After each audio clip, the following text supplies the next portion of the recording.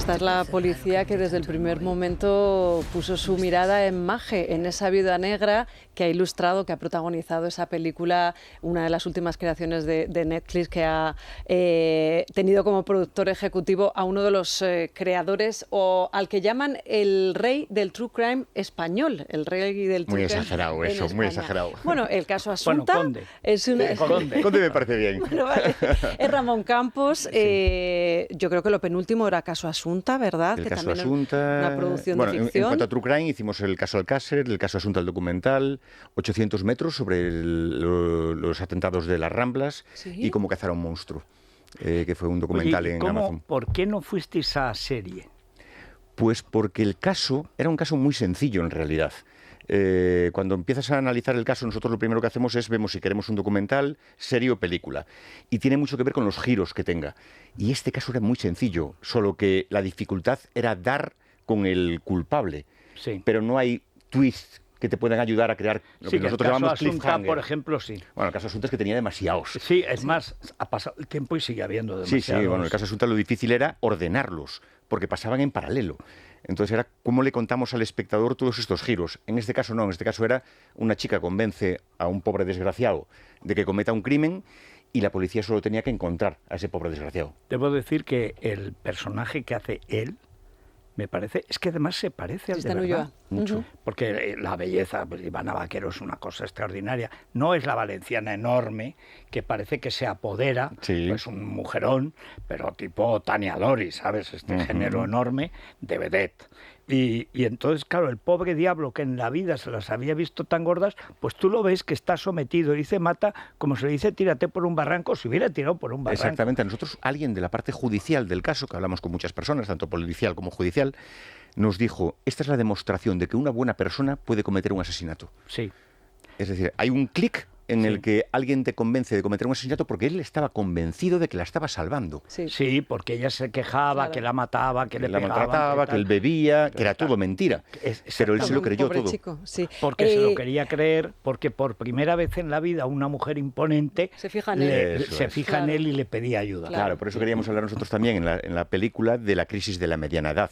Sí, Para este personaje también. es muy importante, es mira para atrás en la vida, mira para adelante y dice, lo que me queda es estos años de vida. Y de repente me aparece esta chica tan mujer, despampanante. Hay un momento en Voy. que dice, bueno, es que Ivana Vaquero además es no digo que sea un delito, ¿verdad? Pero que un día lo contemplará el Código Civil, seguro. Pero tú le ves y está desde el principio, como está en el papel, de verdad, Tristán Ulloa hace un papel desde lo mejor que yo he visto. Mira que es difícil en esto no caricaturizar. Sí. Pero no caricaturiza. Y al final es el asesino y casi te da pena, porque también es una víctima. Y ella está loca.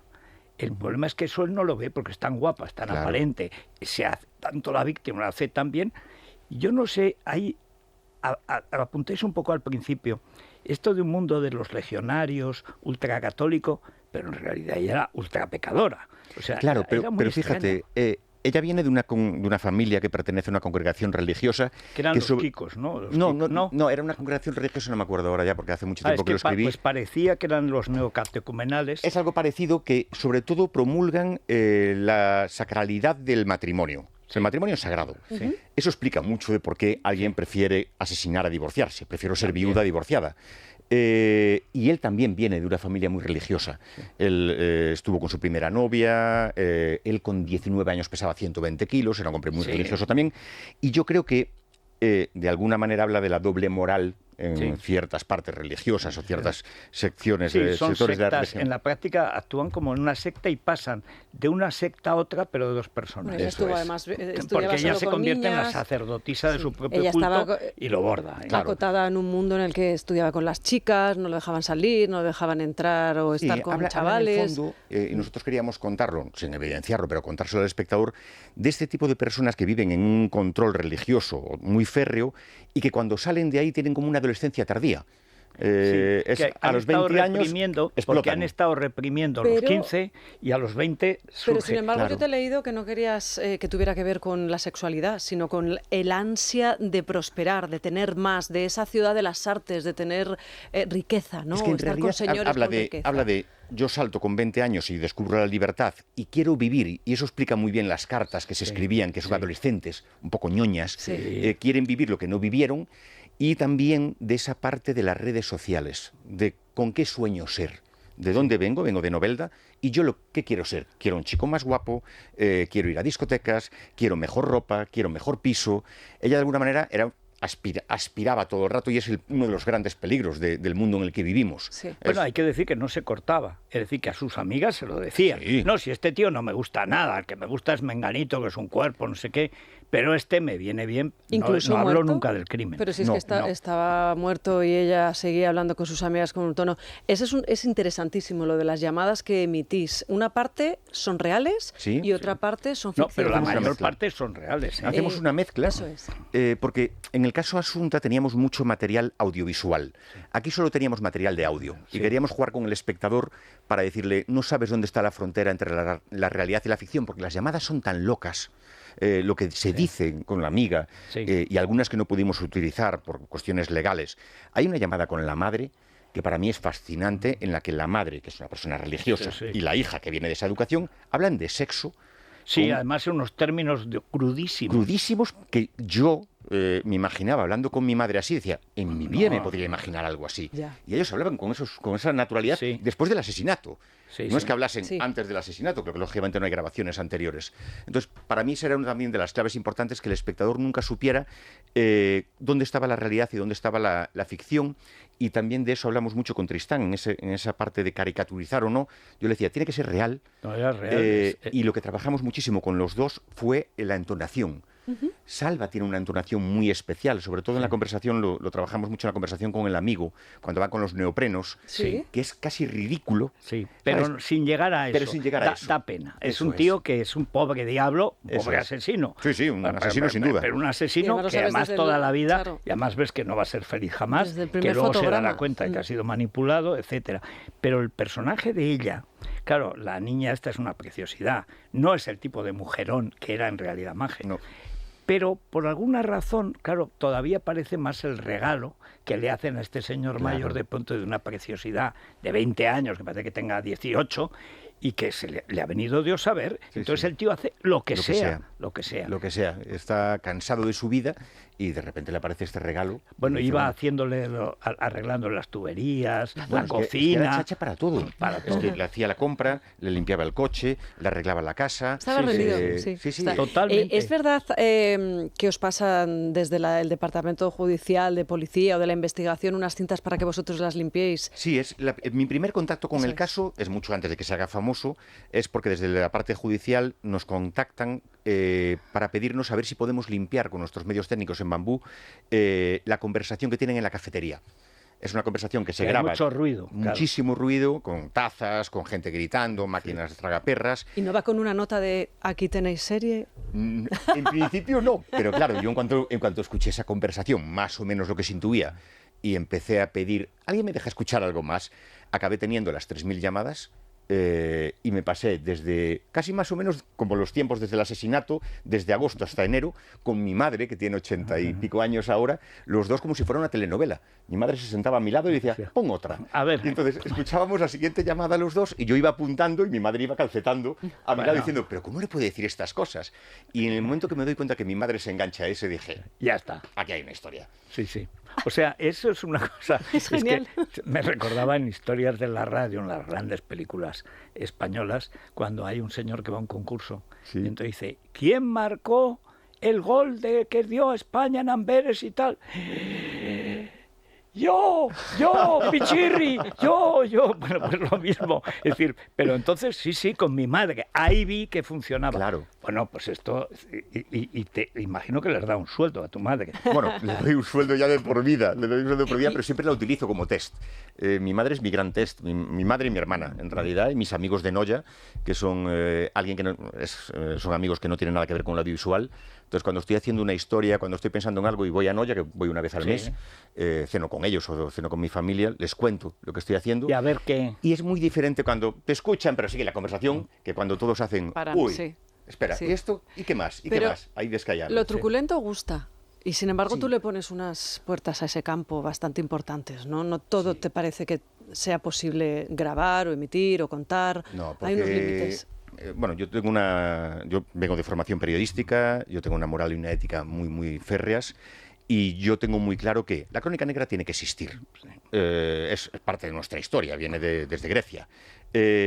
Lo que no vale es cualquier cosa en torno a la crónica negra. Y creo que estamos viviendo un momento en el que se mezclan debates distintos. No es lo mismo hacer crónica negra, no es lo mismo hacer, que me parece perfecto y hay que hacerla, que son los sucesos, que hacer un reportaje, que hacer un true crime, que meter una grabadora de forma ilegal para grabar a Ana Julia Quezada y pagarle, que escribir un libro sobre José Bretón en el que habla de su vida íntima y no hablar con la familia de las víctimas para decirles, esto que me ha contado José Bretón es real, esto que me ha contado José Bretón me lo contrastas. ¿Por qué? Porque da miedo.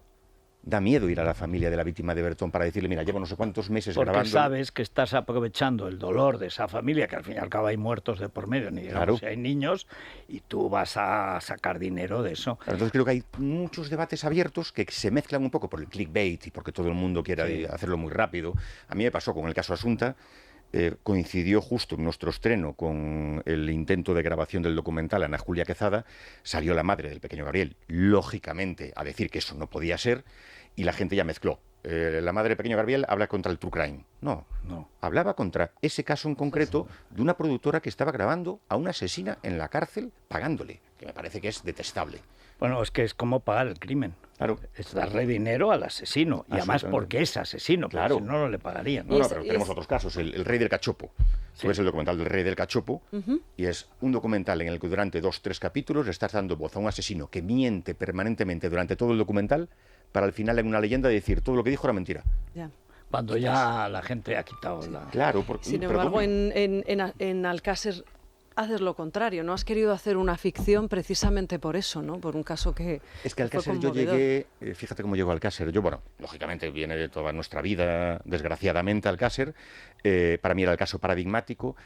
Tenemos éxito. Yo siempre digo que yo compro espacio para el true crime con las series de éxito. Entonces, con Velvet compré espacio para el caso Operación Nenúfar, para el caso Asunta. Con Chicas del Cable compré espacio para Alcácer. Entonces, después de celebrar el éxito con Netflix de... O sea, luego cuando disfrutas, tú es en lo otro. Sí, es mi patio de colegio. Mi pequeña esquinita del patio de colegio es esa. Pero soy un buen trabajador, entonces sé lo que tengo que hacer para comprar ese espacio del patio del colegio. Y cuando estaba con la gente de Netflix en un restaurante celebrando el éxito de Chicas del Cable, la típica pregunta que te hacen los ejecutivos de ¿y ahora qué, Ramón? ¿Ahora qué te apetece hacer? Y dije, pues me apetecería hacer un true crime sobre el caso Alcácer. Todos se giraron. No lo conocían, porque claro, era una persona mexicana, un americano, un colombiano, no lo conocían. Me dijeron, ¿y ese caso es famoso en España? Le dije, no os lo imagináis, es el caso que ha marcado generaciones. Bueno, incluso con el caso Marta del Castillo, el caso de impunidad más escandaloso que ha habido. Desde ahí no hay documental. Hay documental de Marta del Castillo, no hay ficción todavía. Sí. Que la habrá. En el caso de Alcácer les dije, mira, si queréis que os quede claro lo famoso que es este caso, el primer camarero que se acerque, yo no voy a mirar quién es, le preguntáis por Alcácer. Si os dice que lo conoce, lo hacemos. Llegó el primer camarero, yo rezaba porque no fuera peruano o búlgaro, ¿sabes? Para que no lo conociese. Llegó y dijo, hombre, por favor, todo el mundo en España conoce el caso, y lo hicimos. Y yo en ese caso entré en contacto con las familias, entré en contacto con la madre de Siré, que nunca había querido hablar, que fue la que realmente sufrió todas las barbaridades que se hicieron, ya no por el crimen, que el crimen fue, desgraciadamente, otra estupidez. Sí. Es decir, otra estupidez, quiero decir, algo muy sencillo. 3 desgraciados, 2 demostrados, seguramente un tercer desgraciado, cogen a 3 niñas inocentes, se las llevan a la montaña y las violan y asesinan. Tan sencillo como eso. Sí. El caso del Alcácer, bueno, tú lo recordarás perfectamente, es todo lo que hay alrededor. Y yo hablé con esta madre para decirle, si usted me dice que no, yo no lo hago, porque yo no quiero hacerles más daño. Aun cuando estrenamos, yo tuve que buscar el juicio. Yo sabía que había 2 copias del juicio de Alcácer. Se había hecho una para Canal Nou y una para los juzgados, para que pudieran estudiar lo que había sucedido, tanto jueces, abogados, como periodistas. Habían desaparecido las 2 copias. Nadie las había guardado. Y eran 400 cintas Betacam digital. Que los que recordamos las Betacam digital... Bueno, ahí empezó Antena 3 con el Betacam. Claro, era casi como este ordenador de grandes. Y el Mississippi, y Pepe Navarro, y todo lo que hubo ahí detrás. Aun habiendo puesto el juicio en el documental, en el juicio queda todo demostrado que no hubo nada raro, que no hubo grandes poderes, que no había CEOs. Es que lo que se habló. CEOs del IBEX 35 yendo en autobús a Valencia a violar niñas. Alcácer. Bueno, pero es que hubo gente que lo mantuvo tan terne mucho y que dinero. le dieron dinero y fama y tal, porque es que la sociedad se vuelve loca. Muy y las loca. Cosas... Esto de que un crimen sea muy sencillo, que menganito mata a zutanito, no, tiene que haber algo más, o no. Yo lo puedo entender en las familias. Es que es muy doloroso que 3 desgraciados maten a tu hijo. Eso es muy doloroso. Y ahí entiendo que un padre puede hacer lo que sea. Y de esta manera. Claro, con esta, de esta manera. esta y con todo lo que crueldad. sucedió después, y el momento que vivimos en España. Además, yo entiendo que hacer un documental de eso tiene que ser duro porque es bastante aséptico lo que hacéis vosotros. Planteáis pruebas y duelen, Bueno, pero no buscáis la sensiblería. Es el crimen de verdad. O sea, no es la novela del crimen. Eso es. Nosotros lo que intentamos es, sobre todo, reflexionar en torno al crimen. Este crimen nos vale para reflexionar. En el caso de Alcácer, el nacimiento de la televisión amarillista en España. Sí. En el caso de Asunta hablamos sobre los vasos comunicantes entre la justicia y los medios de comunicación, que lo estamos viviendo últimamente, desgraciadamente, mucho. En el caso de 800 metros, de la rapidez de un proceso de radicalización de unos chavales completamente integrados, algunos de ellos españoles. ¿Cómo se pueden radicalizar en 2 años? ¿No? ¿Cómo cazar a un monstruo? La burocracia. ¿Cómo puede fallar la burocracia así? Entonces siempre hay que reflexionar un poco debajo del crimen, porque el crimen por el crimen, desgraciadamente, no vale para nada. ¿La policía colabora con vosotros? La policía y la Guardia Civil y los Mossos de Escuadra colaboran con nosotros siempre, y eso sí que lo llevan muy a gala, el hecho de que tenemos que hablar siempre antes con las familias de las víctimas. Eso es fundamental, ¿Sí? claro.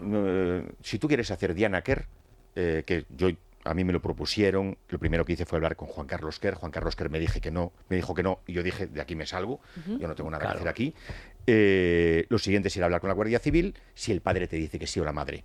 Si el padre o la madre te dicen que no, o un familiar de las víctimas, y vas a hablar con Guardia Civil y Policía o Mossos de Escuadra, te van a decir que no lo hacen. ¿Y alguna vez te ha pasado que en el transcurso de una grabación o de una producción algo sea tan fuerte que hayas preferido no seguir adelante? Hemos parado algunos documentales, no tanto porque fuera tan fuerte que quisiéramos salir adelante. Un documental que hicimos se paró por una cuestión de grandes CEOs, de grandes compañías que se veían afectados y que se movieron para que lo parásemos, y lo tengo yo guardado en mi casa. Y sí que lo que nos hemos encontrado son cosas muy fuertes que hemos preferido no mostrar al público, ni contárselo al público. Bueno, por ejemplo, en este caso, Claro. el caso de la viuda negra. Exactamente. No aparece. Es que, por cierto, a mí es de lo que más me sorprendió, que es una elipsis. No hace falta, están hablando todo el rato de eso. ¿Para qué quieres ver al mundo? Claro, Bueno, y además esta familia, nosotros nos pusimos en contacto con ellos a través de su abogado. Primero a través de nuestro investigador con su hermano, nos dijo que no quería hablar, nos remitió a su abogado nos dijo, ellos no quieren saber nada, pero tampoco nos lo prohibieron. Entonces vale, a partir de aquí avancemos. Pero nosotros teníamos claro que esa familia tenía mucho dolor.